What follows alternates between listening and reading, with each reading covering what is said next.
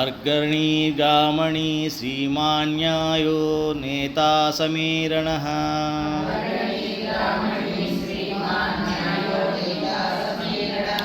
सहस्रमूर्धा विश्वात्मा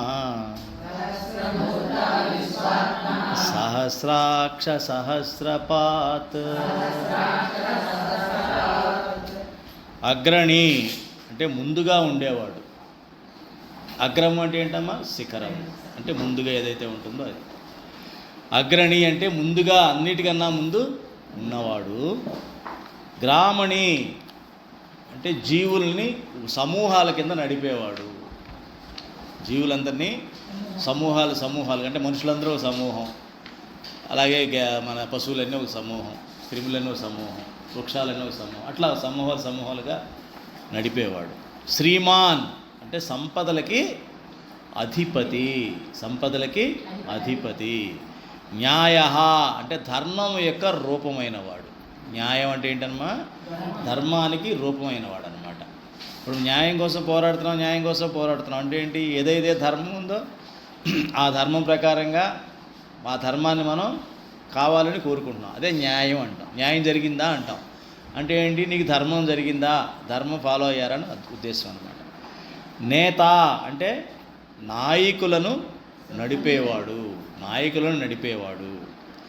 సమీరణ అంటే చల్లని గాలి. సమీరము అంటే ఏంటి?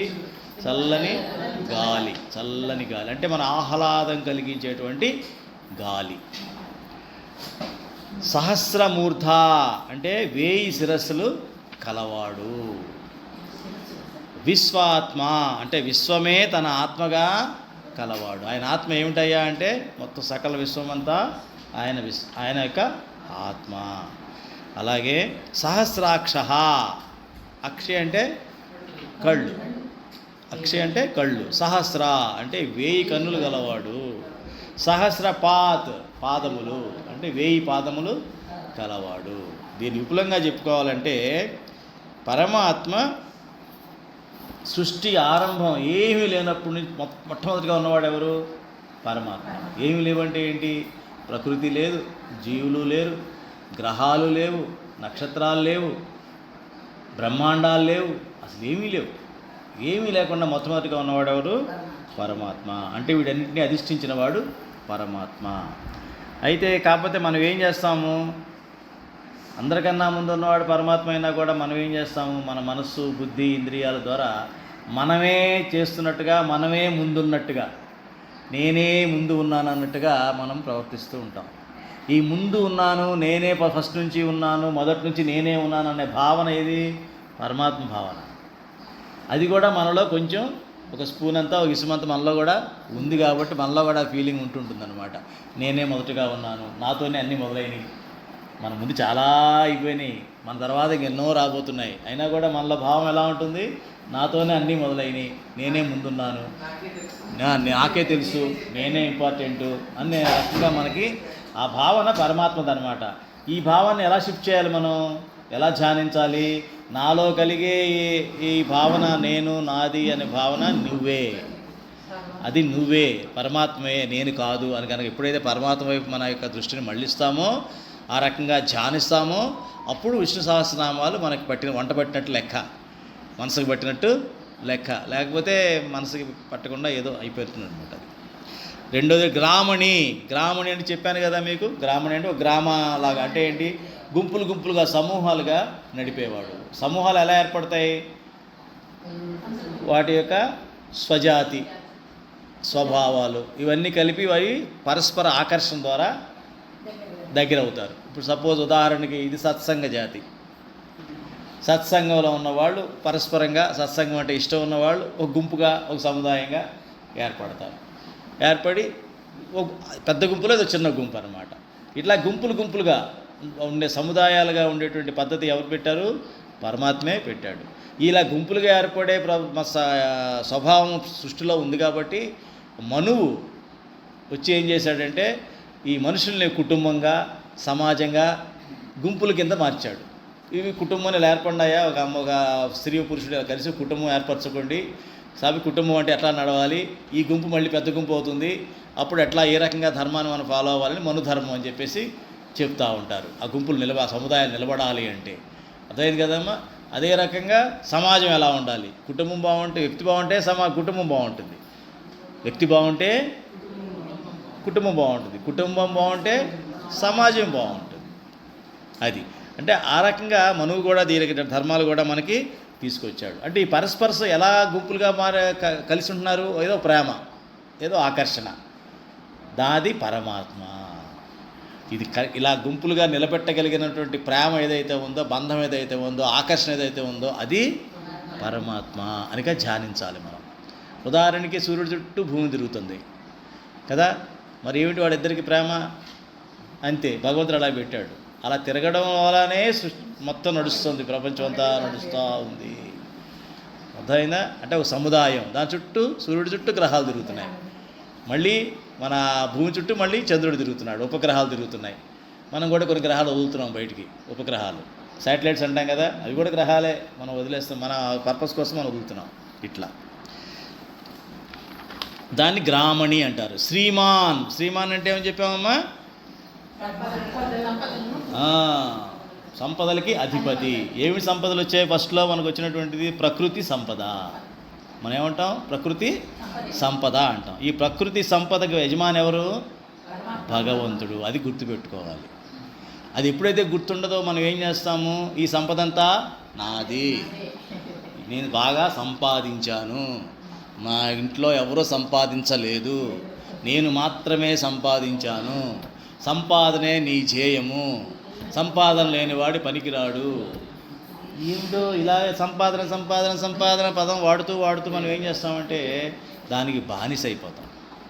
ఎప్పుడైతే ఈ సంపాదన అన్నది పరమాత్మ యజమాని నేను కాదు అని ఎప్పుడైతే నేను అనుకుంటానో, ఈ ప్రకృతి మొత్తానికి ఆయనే యజమాని, నాకేదో బ్యాంకులో వెళ్ళామమ్మా, ఏదో 10 రూపాయలు మనం తెచ్చుకున్నాం, బ్యాంక్ అంతా నాదే కాదు కదా, నీకు ఎంతవరకు ప్రాప్తో అంతవరకు అకౌంట్లో ఉన్న తెచ్చుకుంటున్నావు, నీ కృషి ఏం లేదు అందులో, నీ గొప్పతనం ఏం లేదు కాదు కదా.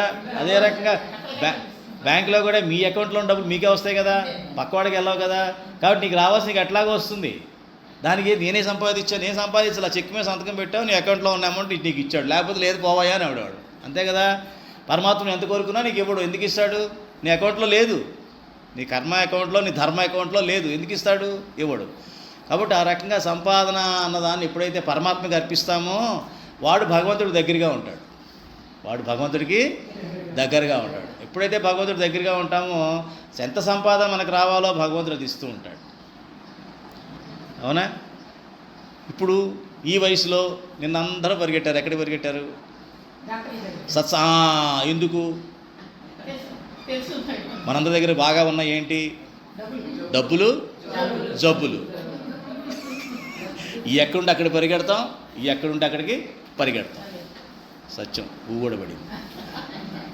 ఈ ఎక్కడుంటే అక్కడ పరిగెడతాం తెల్లారు లేచి, ఇవి ఎక్కడుంటే అక్కడికి అంటే ఇవి వదిలించుకోవడానికి, ఇవి తగిలించుకోవడానికి, డబ్బులను తగిలించుకోవడానికి, వీటిని వదిలించుకోవడానికి, ఎక్కడికి పడితే అక్కడ పరిగెడతాం.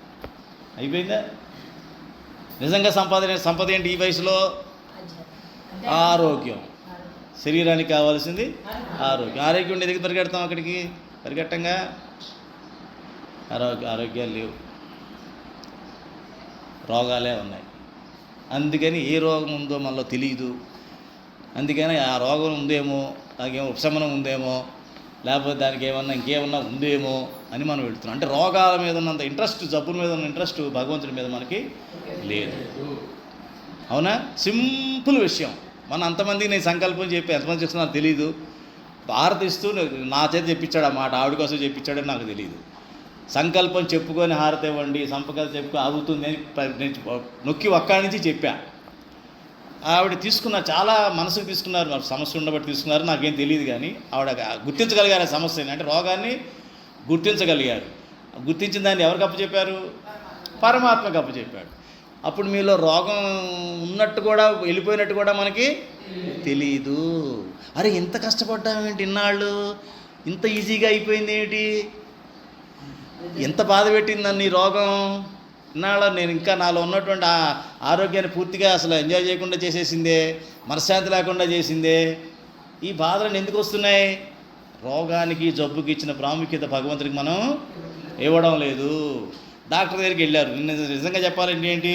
ప్రపంచ ఆరోగ్య దినోత్సవం. మనం మాట్లాడుకున్న దేని మీద? అనారోగ్యం మీద.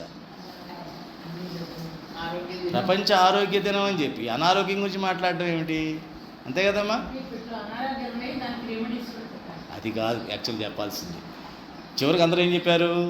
ఒత్తిడి ఉండకూడదండి, స్ట్రెస్ ఉండకూడదు, మంచి ఫుడ్ తినాలి, బాగా నిద్రపోవాలి, ఎక్సర్సైజ్ చేయాలి. ఇదంతా అయిపోయిన తర్వాత చెప్పింది ఏంటి? ఈ 4 కరెక్ట్గా ఉండాలి. ఆ 4 సరి చేసుకుంటేనే ఆరోగ్యం. ఈ 4 సరిలేకపోతే ఖచ్చితంగా అనారోగ్యం వస్తుంది. ధర్మం తప్పిన చేసిన కర్మ ప్రతిదీ నీకు ఎటువంటి ఫలాన్ని తీసుకొస్తుంది? పాప ఫలాన్ని తీసుకొస్తుంది. ధర్మంతో కూడిన కర్మ నీకు పుణ్యఫలాన్ని ఇస్తుంది. అలాగే ఈ 4 కనుక ఖచ్చితంగా ఫాలో అయినట్లయితే నీకు వచ్చేది పుణ్యఫలం. ఈ 4 ఏదో ఒకటి తప్పినా నీకు వచ్చేది పాపఫలం. దాన్ని నువ్వు అనుభవించి తీరాలి. దానికోసం మనం మంత్రగతుల్ని, వాళ్ళని ఆశ్రయిస్తూ ఉంటాం, వైద్యుల్ని, వాళ్ళని వెళ్ళి. అర్థమైందమ్మా? అంటే నేను చెప్తోంది ఏంటంటే, సంపద అన్నది ఒక్కొక్క స్టేజ్లో ఒక్కొక్కటి సంపద. ఇప్పుడు ఏమంటావు? ఎక్కువగా చెప్పమంటే డబ్బు బాగా ఉంటే ఆరోగ్యమే మహాభాగ్యం అండి అంటాం. ఇప్పుడు ఒళ్ళంతా రోగాలు వచ్చేసిన తర్వాత ఏమంటారండి? ఆరోగ్యం మహాభాగ్యం అండి. ఇప్పుడా? మరి ఇన్నాళ్ళు ఏం చేశా? డబ్బులుంటే అన్నీ ఉంటాయండి. పైసామే పరమాత్మ. దేవుడు ఎవరికి కావాలండి? ధనమూలం మిదం జగత్, పైసామే పరమాత్మ. అలా మాట్లాడలేదు అందరం. మరి వాళ్ళు ఏమైపోయినాయి? 2 డబ్బులు ఉపయోగపడలేదు, పరమాత్మను ఎలా వదిలేసాం? అవునా? కాబట్టి మన ఆరోగ్యం ఈరోజు ఆరోగ్యం డిసైడ్ అయ్యేదమ్మా. 10 ఏళ్ల క్రితం మీరు ఏం ప్లాన్ చేసుకుంటే అది ఇప్పుడు వస్తుంది. 10 ఏళ్ల క్రితం మీరు చేసుకున్న అలవాట్లు ఈ రోజుకి మీకు ఆరోగ్యంగా కనబడతాయి. అదైందా? ఇప్పుడు మొదలు పెడితే ఇప్పుడు ఉపశమనం త్వరగా రాదు. ఏదో మందులు వేసుకోవాల్సిందే, కదా మెయింటైన్ చేయాల్సింది తప్ప. మీకు పూర్తి ఆరోగ్యంగా నేను ఉండాలి అంటే ఆరోగ్యం అంటే ఏంటి? అసలు ఆరోగ్యం అంటే ఏంటి? అసలు ఆ విషయం చెప్పలా. ఆరోగ్యం అంటే ఏంటి అసలు? కాదు కాదు.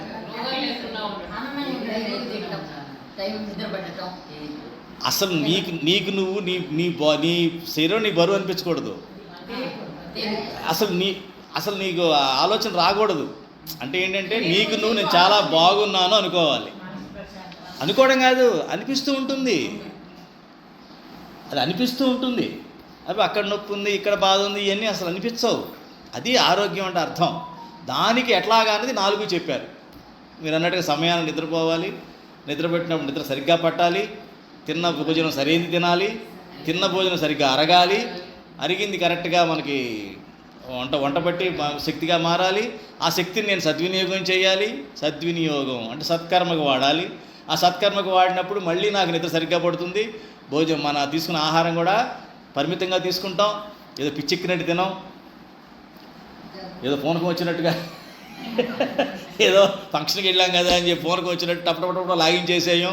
ఎక్కడున్నా సరే మన లిమిట్లో మనం ఉండి ఎంతవరకు ఉండాలో అంతవరకు తీసుకొని వచ్చేస్తుంటాం. ఇవన్నీ కూడా మీలో ఆరోగ్యంగా ఉన్నాడు ఈ మనిషిని చెప్పడానికి నిదర్శనాలు. మీరు ఎప్పుడైనా గమనించండి. ఎప్పుడన్నా సరే ఇటు ప్లేట్ మీద పడి టకటక లాగించేస్తాడంటే అనారోగ్యంతో ఉన్నట్టు లెక్క. అనుమానం లేదు మీకు? అనారోగ్యం అది. అక్కడ కూడా చక్కగా ఎంతవరకు తీసుకుని ఉన్నాడంటే వాడు ఆరోగ్యంగా ఉంటాడు. ఎందుకు ఆరోగ్యంగా ఉంటాడంటే వాడికి పద్ధతి ఏర్పడిపోయింది బాడీకి తగ్గట్టుగా. అది కాబట్టి సంపద అనేది ఇప్పుడు ఏంటన్నమాట మనకు కావాల్సింది ఆరోగ్యం. ఈ విషయాన్ని మనం ఫస్ట్ నుంచి ఆరోగ్యం ఏ రకంగా రావాలమ్మా? 3 రకాల ఆరోగ్యాలు ఉన్నాయి. ఏమిటది? శారీరకము అంటే స్థూల శరీరానికి, సూక్ష్మ శరీరం మనసుకి, కారణ శరీరం ఆత్మకి. ఈ 3 రకాలుగా మీరు గనక ఓం శాంతి శాంతి శాంతి చెప్పుకున్నాక ప్రతిరోజు చెప్తున్నాం శ్లోకంలో మనం. దాని అర్థం ఏమిటి? ఈ 3 మూడు స్థాయిల్లో కూడా మీకు సరిగ్గా ఉన్నప్పుడే దాన్ని ఆరోగ్యం అంటారు. దాన్ని ఆరోగ్యం అని అంటారు. మనం ఎక్కువ అనారోగ్యం గురించి మాట్లాడేది ఏమవుతుందంటే ఆరోగ్యం ఎలా తెచ్చుకోవాలో తెలియదు. అర్థమైందమ్మా? కాబట్టి ఎప్పుడైనా 10 సంవత్సరాలు ప్లాన్ చేసుకోవాలి. ఎప్పుడైనా సరే ఆరోగ్యం అనేది ఇప్పుడు మీరు తీసుకున్న శ్రద్ధ 10 ఏళ్ల తర్వాత బయటకు వస్తుంది.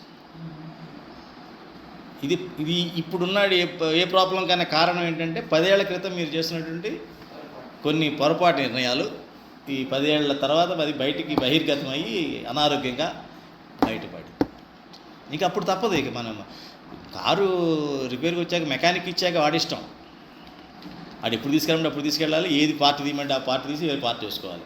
డాక్టర్ దగ్గరికి వెళ్ళాక అంతే, వాళ్ళ ఇష్టం. మన చేతిలో ఉంటుంది. మీరు తినొద్దు అంటే తినకూడదు, ఈ ట్యాబ్లెట్ వేసుకోమంటే వేసుకోవాలి, ఇది వద్దు అంటే మానేయాలి, అంతే కదా. అదేదో మనమే స్వయంగా చేసుకున్నట్లయితే సంపద మన దగ్గర ఉండేది. ఇప్పుడు ఏముంది మన దగ్గర? ఆపద ఉంది, సంపద లేదు. ఏముంది? ఆపద. ఒకటి కాదు, కోకొల్లలో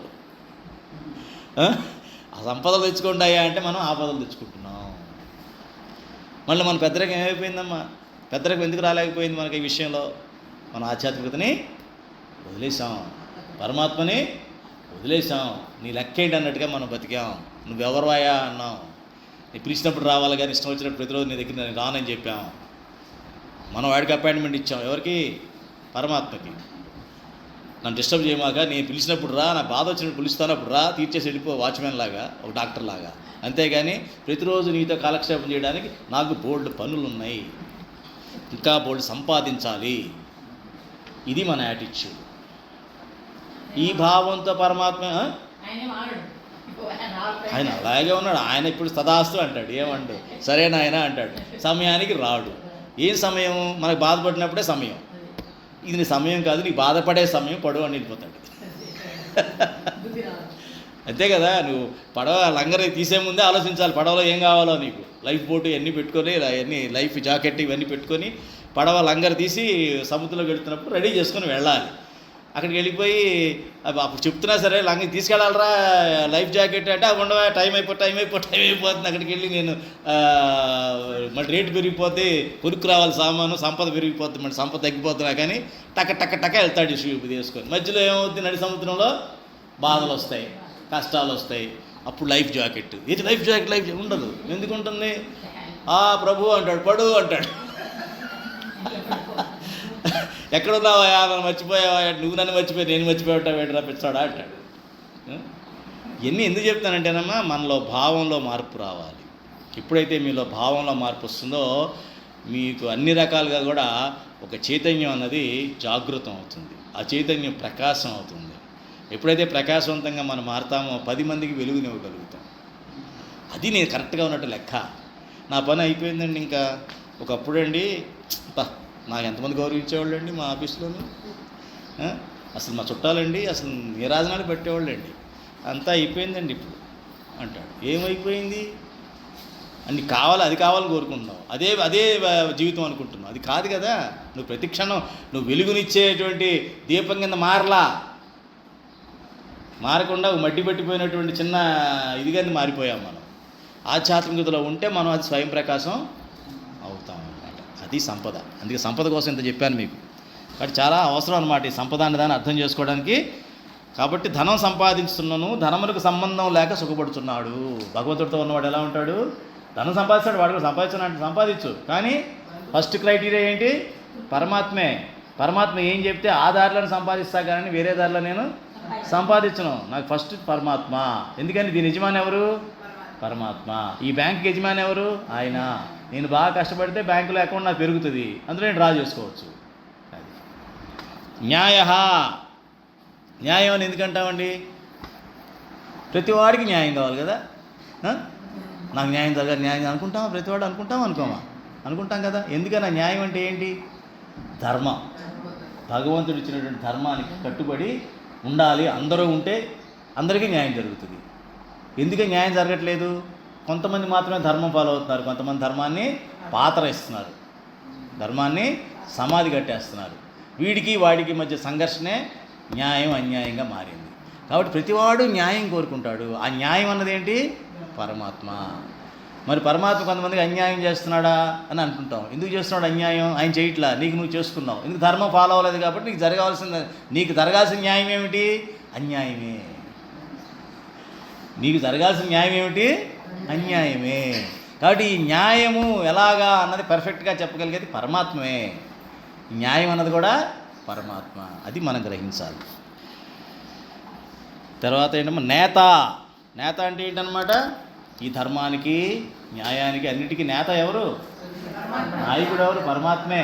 అది చెప్పాడు కదా భగవద్గీతలో శ్రీకృష్ణ పరమాత్మ ఏం చెప్పాడు?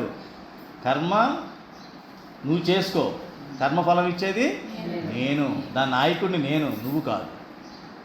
నువ్వు నా సేవకుడు, నీ పని నువ్వు చేసుకో, దానికి ఎంత ఇవ్వాలి ఫలం అన్నది నాకు తెలుసు, అకౌంట్లో ఎంత ఉందో అంత ఇస్తాను నీకు అని చెప్పేసి.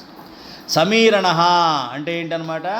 చల్లని గాలి అంటే ఏంటి? ఈ వీచే ధర్మం అంటే స్పందన. ఏమంటాం దాన్ని? స్పందన అంటాం కదా, స్పందించే గుణం. ఆ స్పందించే గుణం అన్నది పరమాత్మ గుణం అన్నమాట. స్పందించే గుణం ఏమంటాం? పరమాత్మ. మన మొత్తం సృష్టి అంతా ఎలా మొదలైంది? ఓ మహా చైతన్యంతో మొదలైంది. ఒక ఓం అనే నాదంతో, నాద బ్రహ్మ అంటాం అంటే దాంతో మొదలైంది కదా. అది మహా చైతన్యం. అదే చైతన్యం మనలో చిన్న చిన్న చైతన్యంగా జీవుడిగా ఉంటుందన్నమాట. అంటే స్పందన చేసే విధానం, ఏదైతే స్పందిస్తూ ఉంటాం మనం, ఆ స్పందన పరమాత్మ. ఎప్పుడు మొదలైంది ఇది? ఇప్పుడు పరమాత్మ మొట్టమొదటిగా ఉన్నది ఎవరు? పరమాత్మ. అక్కడి నుంచి మొదలైంది ఈ స్పందన. మహా చైతన్యం పుట్టింది. మహా చైతన్యం నుంచి గ్రహాలు, గోళాలు, బ్రహ్మాండాలు అన్నీ పుట్టినాయి. దేవతలు పుట్టారు, అందరూ పుట్టేశారు, పంచభూతాలు పుట్టినాయి. తర్వాత మనం కూడా అందులో పుట్టాం. చిన్న చైతన్యంగా మనం ఉన్నాం అన్నమాట. కాబట్టి నేను చిన్న చైతన్యాన్ని, ఇవన్నిటినీ నడిపించే మహా చైతన్యం, ఆ స్పందించే గుణం, అది పరమాత్మ అని అనుకోవాలన్నమాట. అట్లా దాన్ని ఏమంటారు కదా, సోహం అంటుంటారు కదా, అది దాన్ని ఏమంటారంటే సమీరణ. తర్వాత సహస్రమూర్ధ అంటే 1000 శిరస్సులు కలవాడు. 1000 శిరస్సులు కలవాడు. దీన్ని ఎలా వర్ణిస్తున్నాడంటే ఇక్కడ ఈ సృష్టిలో ఉన్న సకల జీవులు కూడా ఆయన శిరస్సులే, పరమాత్మ యొక్క శిరస్సులే. ఇందులో ఏ శిరస్సు గొప్ప అంటే ఏం చెప్తాం? అన్నీ ఉండాలి కదా, అవునా? కాబట్టి అన్నిటిని సమానంగా మనం చూడాలి. సో సహస్రమూర్ధ, అన్ని శిరస్సులు, అన్ని జీవులు కూడా, అన్ని ప్రాణులు కూడా ఆయన శిరస్సులే. కాబట్టి ఈ సహస్ర శబ్దం నుంచి ఎన్ని వచ్చాయి? సహస్ర శబ్దం అంటే సకారం, హకారం, రకారం అన్నమాట. అంటే ఏంటి? సోహం అంటాం కదా మనం, సోహం అని మనం ప్రాణవాయువు మనం ఊపిరి పీల్చుకుంటాం కదా, అందులో రా అని గొంతులో వస్తుంది అనమాట. ఓ అన్నప్పుడు రన్ సౌండ్ వస్తుంది. దాన్ని వృషభం అంటారు. వృషభం అంటే ఏంటి? ఎద్దు. ఎవరు వాహనం అది? శివుడు. రుద్రుడు అంటారు యాక్చువల్గా. అనే దాన్ని రుద్రుడు అనమాట. రుద్రుడు ఒక వాహనం, వృషభం. అర్థమైందమ్మా? అంటే ఏంటనమాట, ఇక్కడ ఎలా వర్ణిస్తారంటే వృషభానికి ఎప్పుడు కూడా 3 ముక్కుతాళ్ళు వేస్తారు. 3 తాళ్ళు పట్టుకు లాక్కుంటారు అనమాట. ఆ 3 చెప్పేది ఏంటంటే ప్రజ్ఞామయం లోకము, శక్తి లోకము, ఇంకోటి ద్రవ్యలోకము. ప్రజ్ఞ అంటే బుద్ధి, జ్ఞానం, శక్తి, ఇంకోటి మన యొక్క ప్రకృతి, పంచభూతాల యొక్క భౌతికము, బుద్ధి, రెండోది శక్తి. అదేందమ్మా? జ్ఞానము, శక్తి, భౌతికం.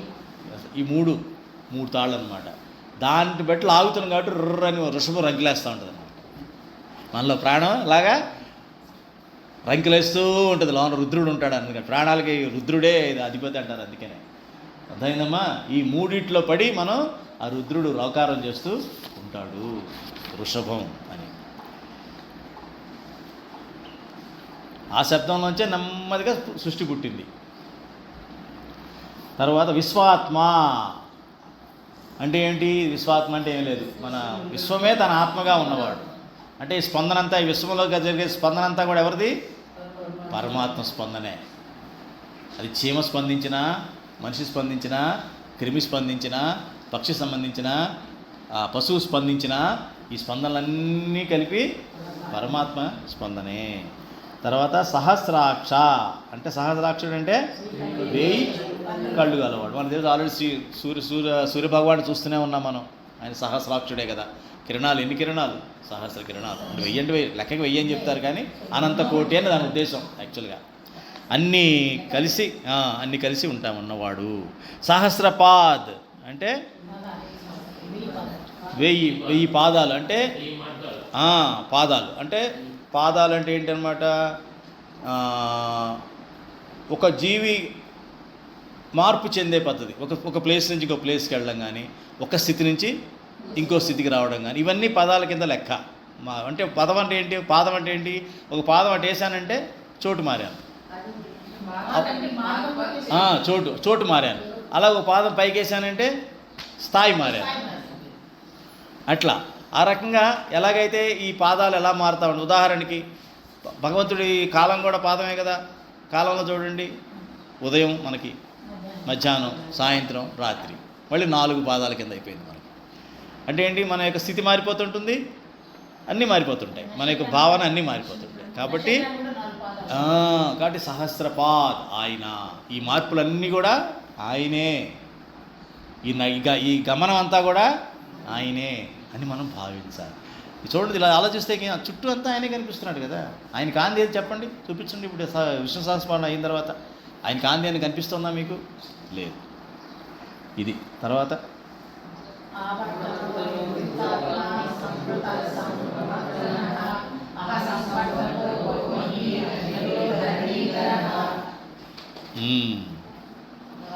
ఆవర్తనో నివృతాత్మ సంవృత సంప్రమర్దన సంవర్తకో వహ్ని అనిలో ధరణీధర. ఆవర్తన అంటే సమస్తమును తిప్పేవాడు, అలాగే తిరిగేవాడు. తిరిగేవాడు రెండు తనే. నివృతాత్మ, నివృత్తి అంటే ఏంటమ్మా? ఆసక్తి లేకపోవడం. ప్రవృత్తి అంటే దేని మీద ఆసక్తి ఉంటే దాన్ని ప్రవృత్తి అంటాం, ఆసక్తి లేకపోతే దాన్ని నివృత్తి అంటాం. ఇంత తిరుగుతాడు కానీ దాని మీద ఎటువంటి ఆసక్తి ఉండదు. అది ఇట్లా ఏ రకంగా అయితే మనం జీవితాన్ని గడుపుతామో మన పరమాత్మ దగ్గరగా ఉన్నట్టు లెక్క. తిప్పు అన్నీ చేయి, కానీ దాని మీద ఆసక్తి ఉండకూడదు. మనం ఏం చేస్తాం? మహా ఆసక్తిగా చేస్తాం, దాని మీద చేస్తాం ఆసక్తి. అందుకని అటాచ్ అయిపోతాం దానికి. అటాచ్ అయిపోయామని మనం అటాచ్ అవ్వాల్సింది ఎక్కడ? పరమాత్మకి. ఇక్కడ అటాచ్ అయ్యామంటే పరమాత్మకి డిటాచ్ అయిపోయాం లెక్క. అలాగే బాగా అటాచ్ అయిపోయి ఏం జరుగుతుందంటే మనం అసురులం అయిపోతాం. ఎందుకని? నేనే, నాదే, నేను మాత్రమే, ఇంకెవరో లేరు, ఇటువంటివి వచ్చేస్తాయి అన్నమాట. సో ఈ మానవుడల్లా ఏ స్థాయికి వెళ్ళిపోతాడు? అసుర స్థాయికి వెళ్ళిపోతాడు. నెమ్మది అలా వదిలేస్తే, ఎలాగైతే దగ్గరను అలా వదిలేస్తే క్షయ కిందో టీబీ కింద మారిపోయి క్యాన్సర్ కింద వెళ్ళిపోతుందో, అదే రకంగా వీళ్ళలో ఉన్నటువంటి పక్కదారి పెట్టాడంటే, పరమాత్మ ఒక్క అంగుళం పక్కకి వెళ్ళాడంటే ఎక్కడికి వెళ్ళిపోతాడు? వీడు అసురుడి స్థాయికి చేరుకుంటాడు. ఉదాహరణకి ఫ్లైట్ ఇక్కడ నుంచి హైదరాబాద్ ఫ్లైట్ బయలుదేరిందమ్మా, వాడు ఏం చూసుకుంటాడు? కంపాస్ చూసుకుంటాడు. కంపాస్ అంటే తెలుసుగా మీకు? తూర్పు పడమర ఇవన్నీ చూపిస్తూ ఉంటుంది. వాడు దిక్సూచి, ఆ నార్త్ చూసుకుంటూ వాడు డైరెక్షన్ బట్టి లాటిట్యూడ్ వెళ్తూ ఉంటాడు. వాడికి 1 డిగ్రీ కదా అని అమెరికా వెళ్ళాలి, ఇలా వెళ్ళాలనుకోండి, ఒక డిగ్రీ ఏముందండి అంత చూస్తారేంటండి, బంగారం కలిసినట్టు, ఏం కాదు, పర్లేదు పోనివా అన్నాడు. ఎక్కడికి వెళ్తాడు? రష్యాకి వెళ్తాడు. అది ఉక్రెయిన్లో వాడు బాంబు కదా దాడికి పడి. ఇక్కడ చిన్నదే ఇంతే, కానీ ఇలా వెళ్ళేటప్పుడు ఎక్కడికి వెళ్ళిపోయింది? ఆడపోయింది. అర్థమైందా మీకు ఎంత డిఫరెన్స్ వస్తుందో? మరి అంతే చిన్నది కాదు, చాలా పెద్దదైపోతుంది వెళ్ళే కొద్దీ. నేను చెప్పా కదా, 10 ఏళ్ల క్రితం కనుక మీ ఆరోగ్యం శ్రద్ధ తీసుకున్నట్లయితే ఇవాళ మీరు చాలా ఆరోగ్యంగా ఉండేవాడు. ఏముందండి, నా ఎనర్జీ బాగుంది, అంత బాగానే ఉండదు, ఏం కాదండి. ఇప్పుడే ఎనర్జీ ఉన్నప్పుడే అన్నీ తినాలే, తిరగాలే. అప్పుడు ఎట్టాగు మూలపడి ఉంటాం కదా నువ్వే అనుకున్నావు మనసులో అనుకున్నావు కాబట్టి మూలపడే కార్యక్రమం స్టార్ట్ అయ్యింది. ఇప్పుడు చేసుకుంటే 10 ఏళ్ళకి. ఇప్పుడు రిపేర్ ఎక్కువ ఉంది కదా, ఇప్పుడు రిపేర్ ఎక్కువ ఉంది కదమ్మా. ఇది అది కాదమ్మా, ఈ కారులో మార్చాల్సిన పార్ట్లు పెరిగిపోయింది అనుకోండి, ఇంకా 10 చిన్న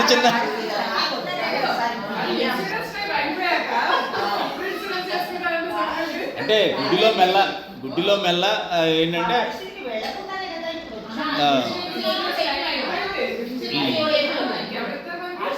అంటే ఏం లేదమ్మా, అమెరికా వెళ్ళిన తర్వాత కనీసం తెలుసుకొని మారానని చెప్పి వెనక్కన్నా రావచ్చు అని.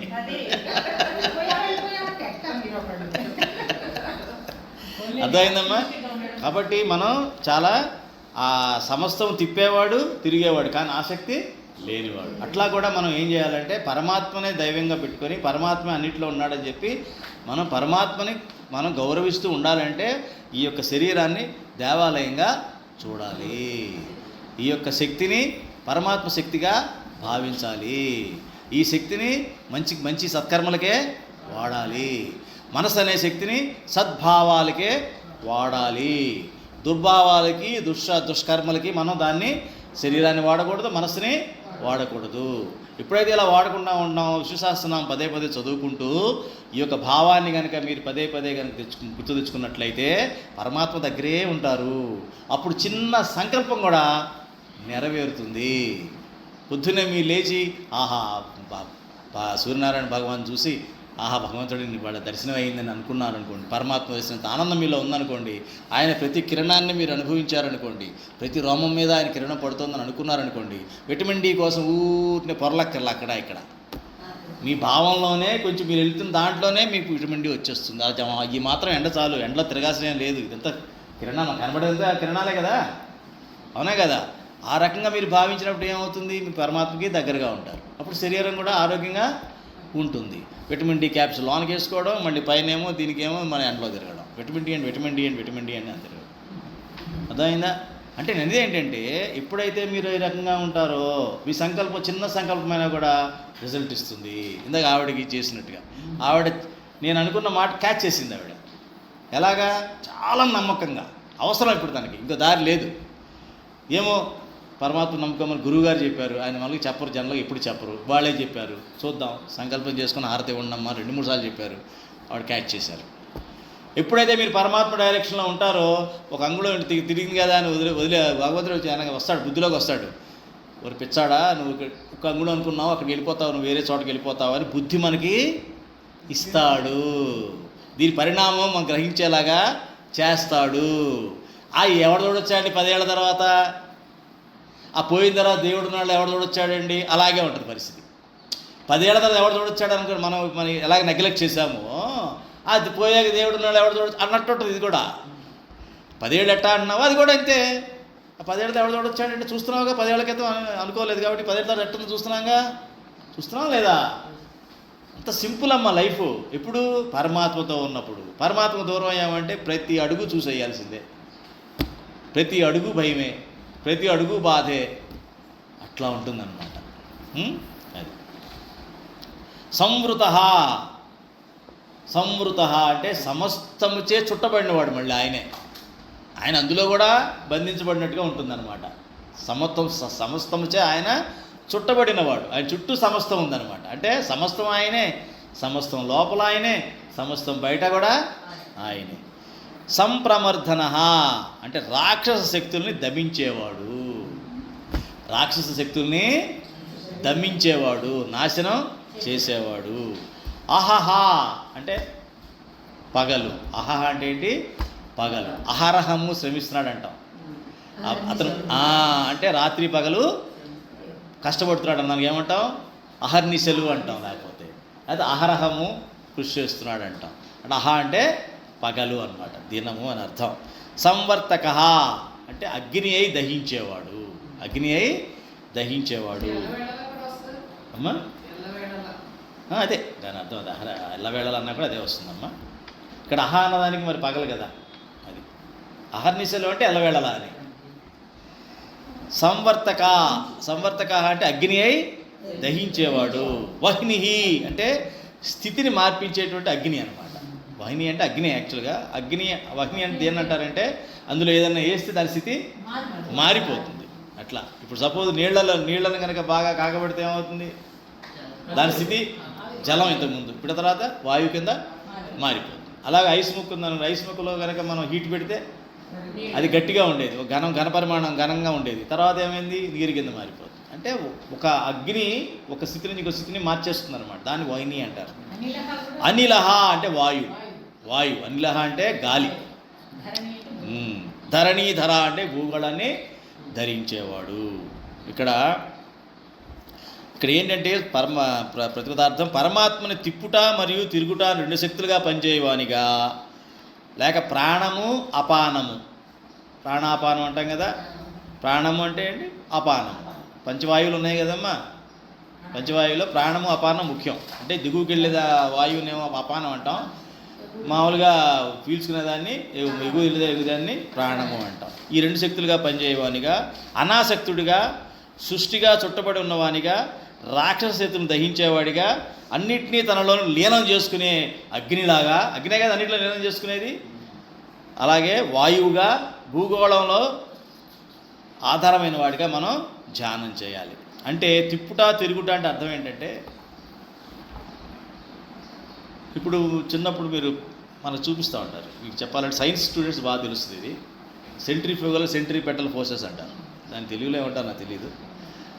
ఏదన్నా ఇప్పుడు మనకి పక్షుల్ని ఇచ్చేయడానికి మన పల్లెటూళ్ళలో మనం రాకుండా తిప్పుతారు కదా, దాన్ని ఏమంటారు ఏమ్మా?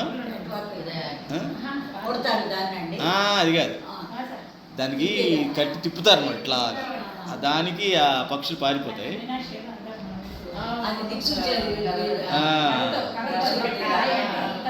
ఇలా తిప్పితే అది పారిపోతుంది, పక్షులన్నీ ఎగిరిపోతాయి. దాని ఏదో పేరు మర్చిపోయాను నేను కూడా. సరే, అదేంటనమాట, సెంటర్లో ఒకటి ఉంటుంది చెయ్యి, ఇది తిప్పుతుంటుంది, తిరిగేది అది. ఆ చివర మనం ఏదైతే కట్టామో అది తిరుగుతూ ఉంటుంది. ఇది ఆగిపోయినా, ఇది ఆగిపోతే ఏమవుద్ది? ఉండేది తప్ప అది వేరు, కొట్టేది. ఇది ఆగిపోతే ఏమవుద్ది? అది వచ్చి కలిసిపోద్ది. ఇక అక్కడ తిరగదు, ఎలా వచ్చి ఇలా కలిసిపోతుంది. అట్లాగే సూర్యుడి చుట్టూ భూమి తిరుగుతూ ఉంది. అంటే తిప్పేవాడు తిరిగేవాడు ఆయనే. అర్థమైందమ్మా? ఎప్పుడైతే ఈ తిప్పేవాడు కనుక ఆగిపోయాడో, ఎవరు? మన ఉదాహరణకి సూర్యుడిలో కనుక తిప్పేవాడు లేడనుకో, తిరిగేవాడు ఏమైపోతాడు? వెళ్ళి సూర్యుడిలో పడిపోయి కాలిపోతాడు, దగ్ధమైపోతుంది భూమి.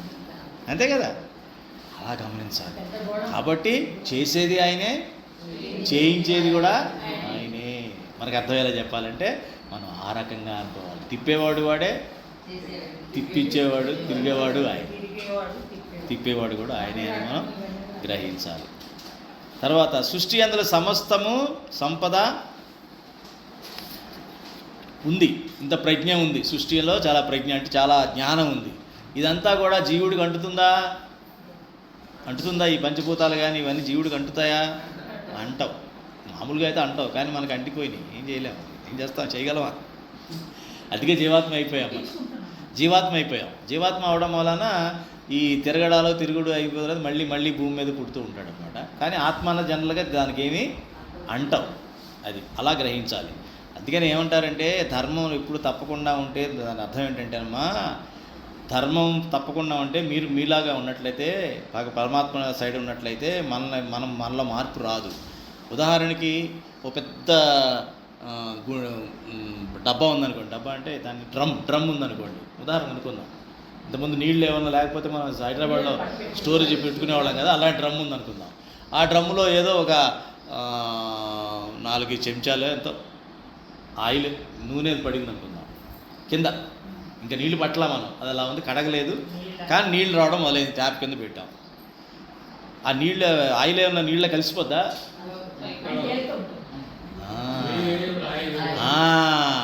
అరే నేను తక్కువ ఉన్నాను, నీళ్ళు ఎక్కువ ఉన్నాయి కూడా కలిసిపోతానంటదా? కానీ మనం ఏమంటాం? ఊరుకోండి, లోకం ఎలా ఉంటే మనం అలా ఉండాలి, కలిసిపోవాలండి. ఇదే నువ్వు చేసేది. నువ్వు ధర్మం గోపేయాలి కదా, అవునా కదా? లేదండి బలి చెప్పే సత్యకాలలో మాట్లాడతారేంటి? మనం ఎలా ఉంటే అలా వెళ్ళిపోవాలంతే. చేయండి దాన్ని ఉంటారు, ఇలా వాడతారు తెలుగు పదం. అల్లుకుపోవాలండి. అల్లుకుపోతేనే ఈ రోజుల్లో విజయం. మీరు ఎంత అల్లుకుపోతే మీరు అంత సక్సెస్ అవుతారు అని చెప్తారు. ఈ ధర్మాన్ని దూరంగా వెళ్ళమని చెప్పలా నీకు? ధర్మకు అనుగుణంగా ఎంత అల్లుకుపో, అంతే కదా? అవి తెలివితేటలు అనుకోవద్దు. అతి తెలివితేటలు నీ గొయ్యి నువ్వే తవ్వుకుంటావు. నీకు ఎవరు సమాధి కట్టక్కర్లా, నీకు నువ్వే కట్టేసుకుంటూ ఉంటావు. దాని అర్థం గ్రహించాలి. ఇప్పుడు చెప్పిన ఉదాహరణ అర్థమైందా మీకు? ఒకప్పుడు ఆ ఆయిల్ చుక్క ఎక్కడుంది? కింద ఉంది డ్రమ్ములో. ఇప్పుడు ఎక్కడుంది? పైన ఉంది. కానీ దానిలాగే ఉంది. కానీ కాబట్టి మాయ మనల్ని ఎంత కప్పుతున్నా సరే, నువ్వు నీలాగా ఉంటే భగవంతుడు ఎక్కడ పెట్టాలని నిన్ను అక్కడే పెడతాడు. అది పరమాత్మను నమ్మిన వాడికి ఉన్నటువంటి ధైర్యం. సత్యమేవ జయితే అంటారు. ఎందుకు అంత ధైర్యం ఎవరిచ్చాడు? సత్యమే భగవంతుడు కాబట్టి. కాబట్టి పరమాత్మను నమ్ముకున్న వాడికి ఏంటి, చుట్టుపక్కల ఎటువంటి పరిస్థితులు ఉన్నా కూడా భగవంతుడు చూసుకుంటాడు. కానీ వీడు అంత కలవడు, మురికిలో వీడు కలవడు. మాయకి ఎంత పెయింట్ వేసి ఎంత రంగులు వేసి అంత అందంగా చూపించినా వీడు అందులో కలవడు. అదేంటండి, మంచి రంగు వచ్చిందిరా నీకు, సెంట్ వేసానరా, పోనీ నువ్వు మామూలు నీళ్లు కాదు, బ్రహ్మాండమైనటువంటి సెంటు గిట్టు వేసి సుగంధ ద్రవ్యాలతో కూడా నీళ్ళు వేసాను, కలుస్తుందా అందులో ఆయిల్? కలవదు. అదేంట్రా సుగంధ ద్రవ్యాలు వేసానరా, మంచి సెంటురా, బ్రహ్మాండమైన లోకం రా ఇది, నీ 5 స్టార్ హోటల్ లాంటి ఫెసిలిటీస్ ఉన్నాయరా, ఇందులో కలిసిపోరా, కలుస్తాడా? కలవడు. ఇది పరమాత్మతో ఉంటే అర్థమయ్యేటువంటి ధర్మం యొక్క లక్షణం. రాక్షస శక్తులు అంటే ఏంటి? రాక్షస శక్తులు అంటే ఎవరు? భగవంతుడు ఇచ్చిన ప్రజ్ఞ ఏదైతే ఉందో అది భగవంతుడి ప్రజ్ఞగా భావించకుండా తన ప్రజ్ఞగా అనుకుని తను ఏ శక్తితో పనిచేస్తున్నాడో ఆ శక్తి నా శక్తి అనుకుని ప్రవర్తించేవాడు వాడు రాక్షసుడు. అటువంటి వాళ్ళు భగవంతుడు ఏం చేస్తాడు? దమించేస్తాడు, నాశనం చేసేస్తాడు. అటువంటి వాళ్ళను నాశనం చేసేవాడే ఎవరైతే నాశనం చేస్తాడో ఆయన పరమాత్మ. అది రాక్షసుడికి తెలుస్తుందా తను నాశనం అవుతున్నట్టు? తెలియదు. విర్రవిగిపోతాడు, పెచ్చరిల్లిపోతాడు, ఏంటేంటో అనుకుంటాడు, రకరకాలుగా బాడీలా బిహేవ్ చేసి ప్రవర్తిస్తూ ఉంటాడు. కానీ వాడు ఎటు వెళ్తున్నాడు? భగవంతుడికి వ్యతిరేక దిశలో వెళుతున్నాడు. ఆయన ఎటు వెళ్ళినా సరే ఆ టైంకి నిన్ను ఇచ్చేసేస్తాడు. కాబట్టి అంటే ఏంటన్నమాట, ఎలా వచ్చింది రాక్షస గుణం, ఎలా బయటపడుతుంది? ప్రతిదానికి పోటీ పడ్డాం, ప్రతి వాళ్ళతో పోటీ పడ్డాం. లేదు అంటే ప్రతి వాళ్ళతో యుద్ధం చేయడం, గొడవ పెట్టుకోవడం, ప్రతి వాళ్ళతో గొడవ పెట్టుకోవడం, లేకపోతే ప్రతి వాళ్ళతోనూ పోటీ పడ్డాం. నువ్వు గొప్పవాడు, ఇంకా గొప్పవాడు అవుతానే అన్నాం, వాటితో పోటీ. అంటే అర్థం ఏంటంటే ఆరోగ్యకరమైనటువంటి పోటీ ఉండదు వాళ్ళ దగ్గర. ఆరోగ్యకరమైన పోటీ అంటే అర్థం ఏమిటి? నీలో ఉన్న గుణాలను పెంచుకునేటువంటిది ఆరోగ్యకరమైన పోటీ, మంచి మార్గాల్లో పెంచుకోవడం పోటీ.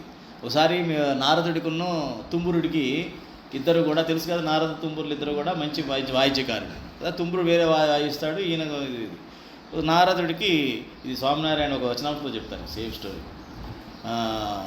తుంబురుడు బాగా పాడాడని చెప్పిన విషయం విష్ణుమూర్తి మెచ్చుకుంటాడు.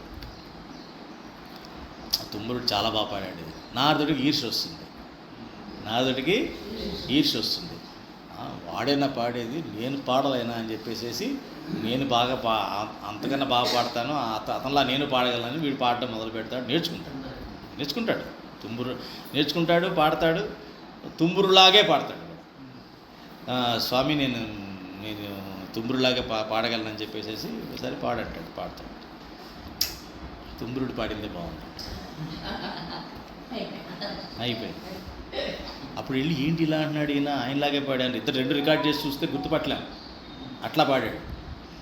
తుంబురుడు పాడింది రికార్డ్ చేసి ఇప్పుడు నారదుడు పాడింది రికార్డ్ చేసి పక్కన వింటే మనం ఎవరు పాడారు ఎవరు చెప్పమంటే కూడా చెప్పలేం, అంత బాగా పాడాడు. అయినా కూడా విష్ణుమూర్తి ఏమన్నాడు? అబే బాగాలేదు, అర్థం కాల. వెళ్ళి పక్కన అడిగాడు. ఉంటారు కదా మన ఋషులు ఉంటారు కదా, ఆయన అడిగి ఏంటి ఇలా అంటున్నాడంటే, నువ్వు ఈర్ష్యతో నేర్చుకున్నావు. నీ భావం ఏమిటి? లోపల ఉన్న భావం ఈర్ష్య, పోటీతత్వం. అది అసుర గుణం, పోటీతత్వం అసుర గుణం.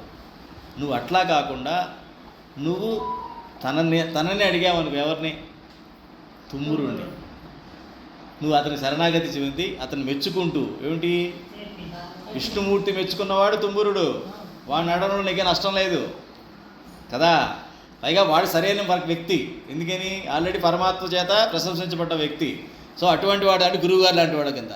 అతను నువ్వు గురువుగా భావించి అతను కనుక నువ్వు ఆశ్రయించినట్లయితే అప్పుడు నేర్చుకుంటే నీలో అసురగుణం పోయి నువ్వు కరెక్ట్గా ఆయన ఏ భావంతో పాడాడో ఎలా పాడాడో దగ్గరయ్యి నీకు అది వస్తుంది అంటాడు. అప్పుడు తుమ్మురుణ్ణి ఆయన్ని శరణపోయి తీసుకొని నాకు నేర్పించమంటే ఆయన నేర్పించాక అప్పుడు విష్ణుమూర్తి అంటాడు, బాగా ఇప్పుడు పాడావు కరెక్ట్గా.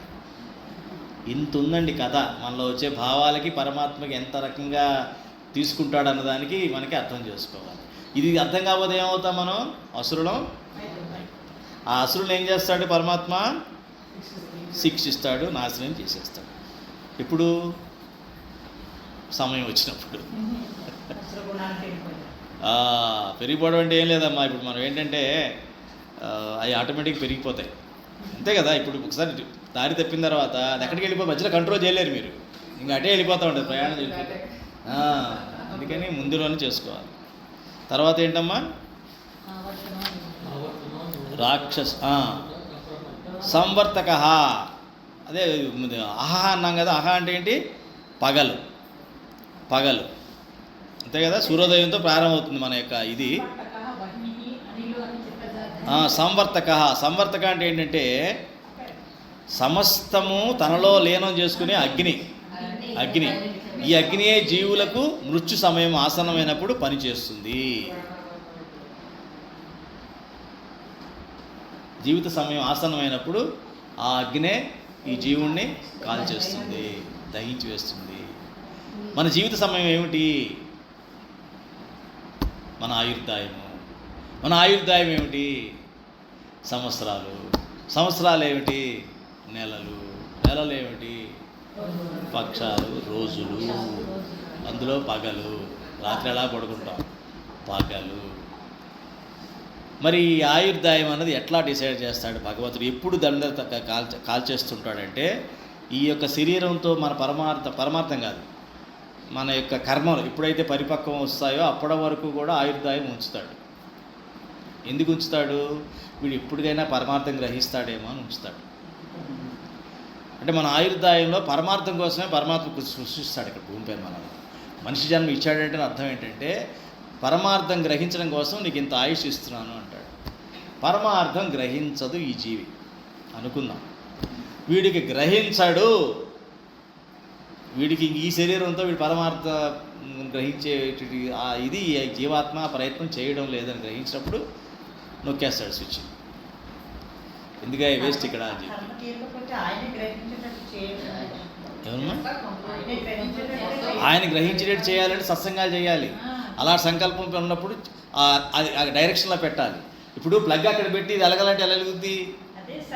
కొడుకు పేరు నారాయణ అని పెట్టి నారాయణ అని పిలవనంటే నారిగా అని పిలిచాడుగా, నారాయణ అని పిలవలేదు కదా. అదే అంటున్నా, అంతే అదే చెప్తున్నానమ్మా. ఎందుకని సత్సంగాలు చేయలా? అదే కదా. ఇప్పుడు కలి కాంపౌండ్లో ఉండేవాడు అక్కడ నారిగా అంటారు కదా, నారాయణ ఉన్నవాడు ఇప్పుడు చుట్టుపక్కల లేరు. నారాయణ అనే పదమే వాడికి రాదు. కళ్ళు కాంపౌండ్లో ఏముంటుంది? నారిగా, ఎరే నారయ్య, ఎరే నారి, ఇలా మాట్లాడుకుంటారు.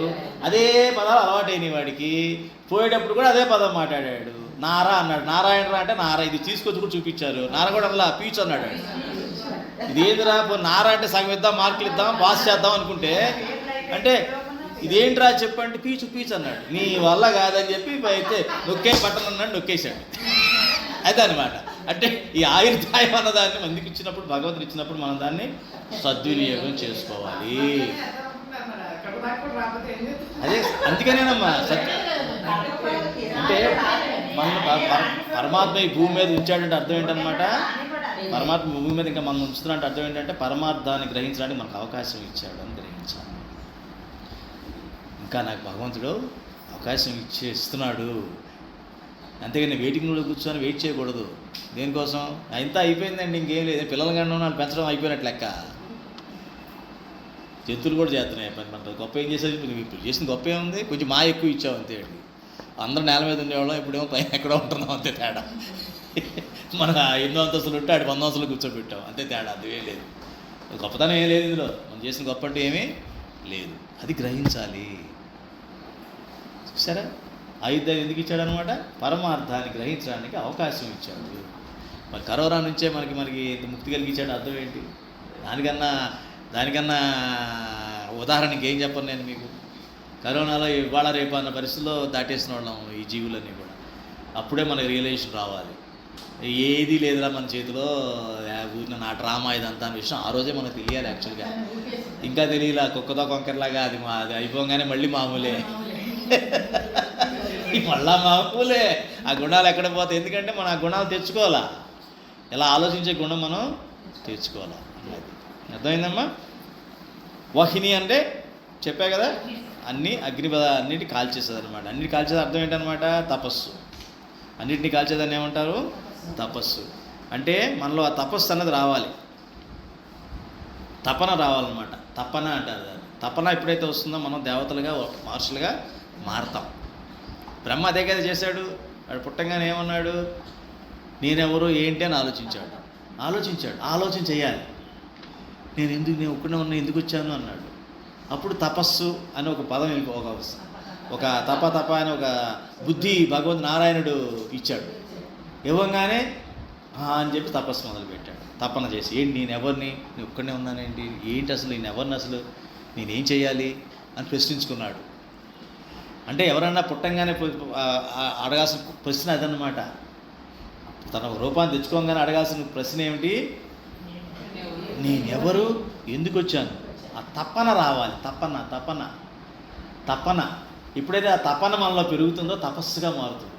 ఎప్పుడైతే తపస్సుగా మారుతుందో నువ్వు దేవతగాన్నా మారుతావు, మహర్షిగాన్నా మారుతావు తప్ప రాక్షసుడిగా మాత్రం మారవు. కిందకి దిగజారవుతావు, కానీ ఇప్పుడు పై స్థాయికి వెళతావు. అది మనం గమనించుకోవాలి. ఇప్పుడు చెప్పిన పాయింట్ మీకు అర్థమైంది కదా. ఎట్లాగైతే తను ఆ క్వశ్చన్ వేసుకున్నాడు, ఆ క్వశ్చన్ ఇప్పుడన్నా వేసుకోండి. ఇప్పుడన్నా ఆ క్వశ్చన్ మనం వేసుకొని మన తపన మొదలుపెట్టినట్లయితే మనకున్న ఆయుర్దాయాన్ని, భగవంతుడు ఇచ్చినటువంటి ఆయుర్దాన్ని పరమార్థాన్ని గ్రహించడానికి ఉపయోగించినట్టుగా అవుతుంది. అప్పుడు మనకి ఆ యొక్క దీన్ని, హ్యాపీనెస్ని, ఆ శాంతిని మనం అనుభవిస్తాం. ఏమ్మా, టైం అయింది, మనం అక్కడికి ప్రార్థనలో ముగిద్దాం.